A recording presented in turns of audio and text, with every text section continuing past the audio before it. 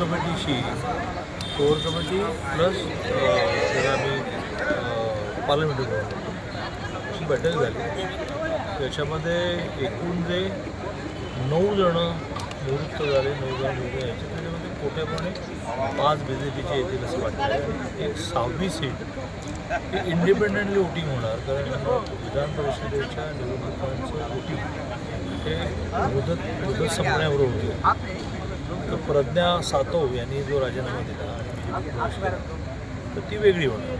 त्याला 288 जण मतदान ती क्लिअर झाली आणि 9 पैकी 5 BJPला मिळतील आणि मग उरलेल्या 4मध्ये 3 अजून तर महायुतीला मिळतील आणि 1 महाविकासला मिळतील. त्याच्यात 5च्या अगेन्स्ट जी नावं आहेत ती नावं दिल्लीला पाठवण्याची पद्धत आहे की त्यामध्ये सुरेशरावांचं नाव गेलं आहे, स्वाभाविक आहे. आता ती जी साधारणतः एकाला 5 अशी 25 नावं पाठवायची असतात आणि त्यातून 5 प्रदेश अध्यक्षांशी बोलून फायनल निर्णय घालतो. 2-3 दिवसात होईल. पण मला आता असं आहे की आत्तापर्यंत मी म्हटलं, कारण त्यावेळेला निवडणूक आलीच नव्हती, आता आली मी म्हटल्यानंतर.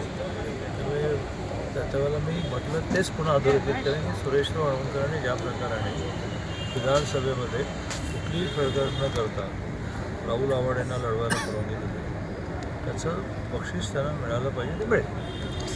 मैदान बुक करायचं आहे, मैदान बुक करायचं सांगायचं काय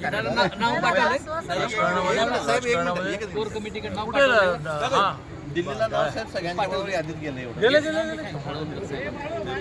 कोल्हापूर जिल्ह्यात आणि कोणी ते नका सुरेश